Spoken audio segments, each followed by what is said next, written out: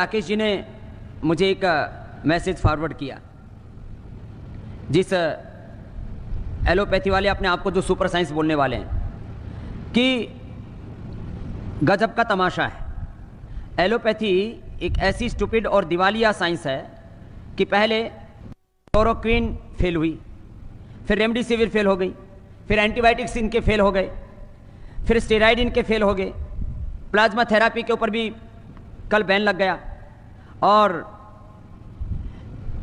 इवरमाक्टिन भी फेल हो गया, और जो है अभी एक बुखार के लिए क्या दे रहे हैं वो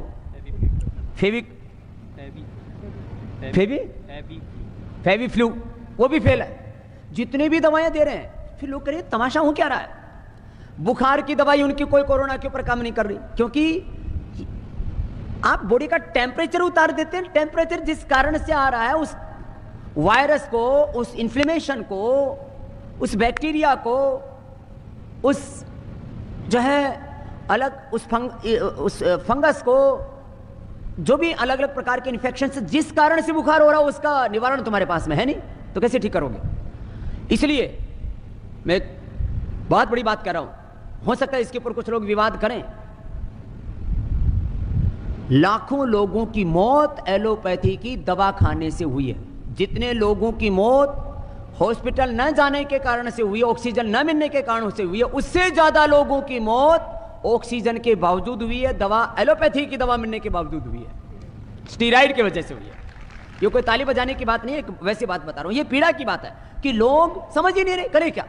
इसलिए अभी लाखों लोगों की मौत का कारण एलोपैथी है।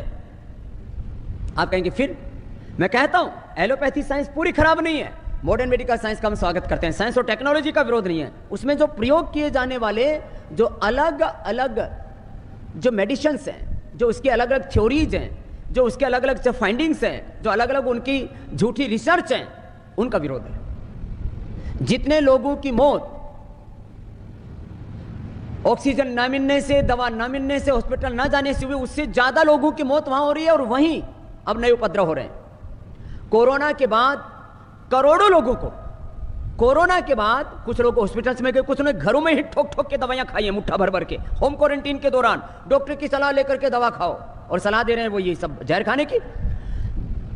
कोरोना के बाद कोरोना तो नेगेटिव कर लिया, वो तो अपना आप ही नेगेटिव हो रहा था। उस दौरान अपना बिगाड़ और कर लिया। क्या कर लिया? लीवर खराब कर लिया, डायबिटीज कर ली, फेफड़े खराब कर लिए, 25%, 50%, 70% फेफड़े खराब कर लिए, बीपी बढ़ा लिया, दिमाग की परेशानियां खड़ी कर ली, नींद नहीं आती है, न्यूरो प्रॉब्लम्स हो गई है, एंजाइटी हो गई है, डिप्रेशन हो गया है, किसी को ब्रेन स्ट्रोक हो रहा है, किसी को कार्डियक अरेस्ट हो रहा है, किसी को रेस्पिरेटरी सिस्टम का फेलियर हो रहा है, किसी की शुगर 400-500 बढ़ गई है, किसी को इम्यूनोसप्रेशन हो गया है। और आर्टिफिशियली इम्यूनिटी बढ़ाने के लिए तो दवाई ली एलोपैथी की। उससे लोगों के भीतर ही एक अंदरूनी संघर्ष हो रहा है। अब एक तरफ नेचुरल जो हमारी इम्यूनिटी बढ़ती है, वो नेचुरल इम्यूनिटी हमारी ताकत है। और ये जो बाहर से जो एलोपैथी में सो कॉल्ड जो मल्टीविटामिन खा रहे हैं, जो केमिकल वाले विटामिन सी और जिंक, जो केमिकल वाले अलग अलग प्रोटीन डाइट, केमिकल वाले अलग अलग जो है विटामिन, मल्टीविटामिन, और उनसे हो क्या रहा है? उससे एक बार तो लगता है कि ताकत सी आ गई है, और वो जो आर्टिफिशियली इम्यूनिटी को बूस्ट करते हैं, फिर कोरोना के कारण से जो आपस में दोनों में संघर्ष होता है, तो ऑटोइम्यून डिजीज हो रही है। माने अपनी इम्यूनिटी अपने शरीर के खिलाफ काम कर रही है।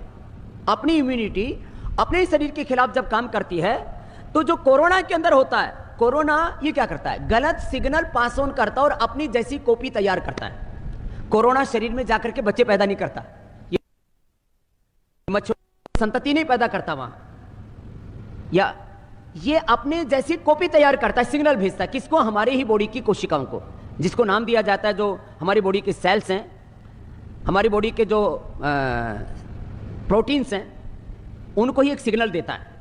कोरोना का भी एक प्रोटीन है, वो दूसरे प्रोटीन को सिग्नल देता है। उसी को IL-6, उसी को IL-1 बीटा, उसको IL-6 और IL-1 बीटा और TNF अल्फा कहते हैं। अब ये शरीर के अंदर जब ये सिग्नल राइट डायरेक्शन में होता है, तो इसको कहते हैं साइटोकिन्स के ये सिग्नल पास ऑन होते हैं, जो शरीर की कोशिकाओं को आमंत्रण देते हैं कि हमारे शरीर में कोई विजातीय एंटीबॉडी आ गया है, कोई विजातीय तत्व आ गया है, कोई ऐसा बैक्टीरिया, कोई वायरस, कोई फंगल आ गया है, उसके ऊपर हमें अटैक करना, उसको मारना है, तो ये उसको मार देते हैं। लेकिन जब बहुत ज्यादा अंदर यूं मच जाए कि बारे गांव के अंदर शोर मच गया, भाई चोर आ गए, और अंधेरा वैसे हो रखा है।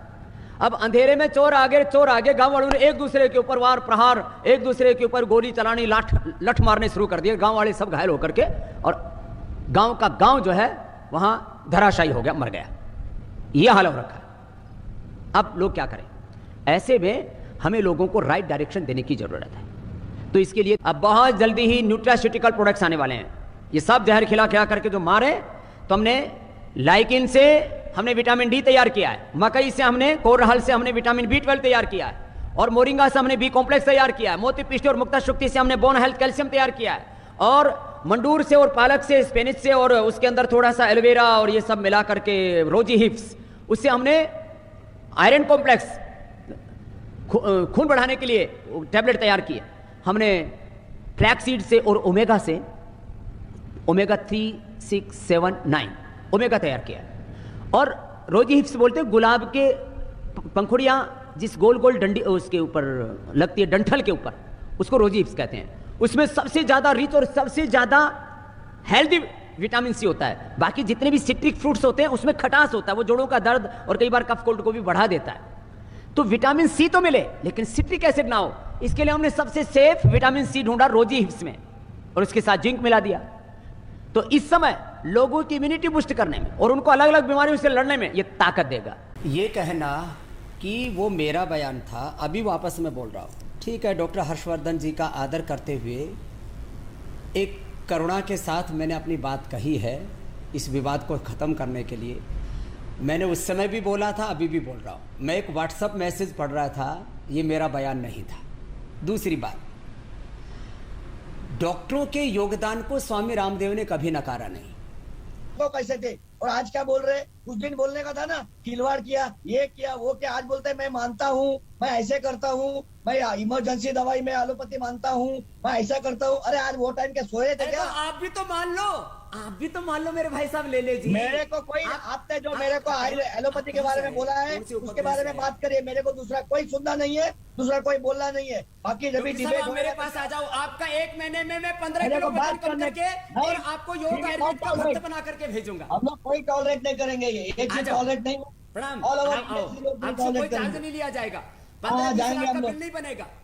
हम लोग जाएंगे, जितना जाना है उधर जाएंगे। मिलकर के काम करते, मिलकर के काम करते। इतना गुस्सा मत हो, थोड़ा शीतली शीतकारी कर लो। देखो ऐसे आप गलत रोड के ऊपर मत लेके जाइए।